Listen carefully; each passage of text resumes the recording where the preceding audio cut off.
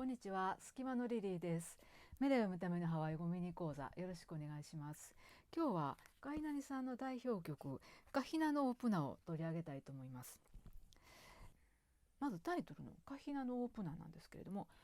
プナはハワイ島の東側の地域の名前ですが、プナに咲いているヒナノの花。ヒナノっていうのは原のオスの木に咲く花で、香りが強くって恋の美薬的に語られたりもする花です。では早速1番の歌詞を見てみたいと思います。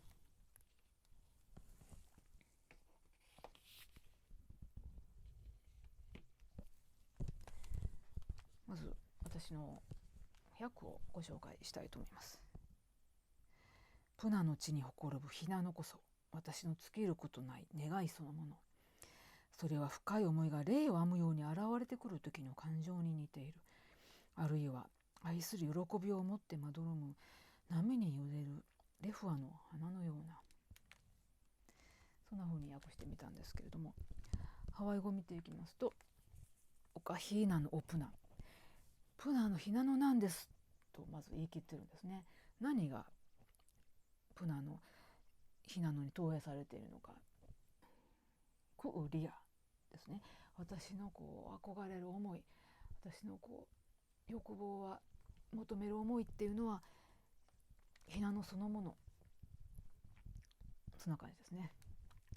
そしてさらにそのひなのの花について、自分の思いがひなのに投影されているっていうのはどういうことなのかが説明されています。ラウビリビリアイカイイニ、カイイニはいいにも求める憧れる、そんな思いを表す言葉ですけれども、ラウビリビリっていうのはビリっていうと霊を編んだりする時にも使われる言葉ですが、霊を編む時に思いを込めて編むと思うんですけども、霊が形をなすにつれてその思いが次第に具体的に現れてくると、そんな感じをイメージしたらいいと思うんですけれども、ひなのも霊に使われますし、そういう霊という言葉はここにはないんですけれども、このラウビリビリというところから私は霊を編む場面を想像しながら訳しています。そして日本に日本ホイイケアロハ、日本に日本、ここは憧れているっていうような意味ですけれども、アロハに包まれながら憧れを抱くような、そんなイメージですね。カレフはあればラーイケカイ、波間に揺られてるレフアの花、ハーレバっていうのは揺れる、水に浮かんでる感じのイメージですけれども、レフアの花が波に揺れる、そんな場面ですね。とても美しい歌詞なんですけれども、2番の歌詞、2番の私の訳をちょっとご紹介しますと、腹の茂みにいると聞こえてくる波のささやきが私の体を丸ごと優しく包んでくれている。そうしてプナから吹いてくるモアニアラの風は私の求めてやまない気持ちを運んでいく。なんか海辺でプナから吹いてくる風を感じてる、そんな場面かなと思うんですけれども、とっても穏やかな歌詞はこんな風に1番2番と続くんですが、3番でいきなり場面が変わるんですね。訳読んでみますと、ペレの炎に赤く熱く燃え盛るプナ、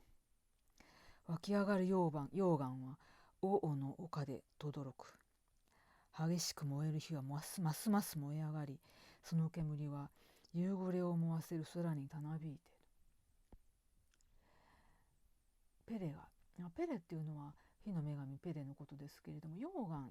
流なんかを表す言葉でもあるんですね。溶岩が、ペレが流れてきてプナまでたどり着いて、そしてプナの林を燃やしたり炎を上げて煙がたなびいて、そしてやがて海水に冷やされて土地の形が、海岸線がどんどん変わっていくっていう、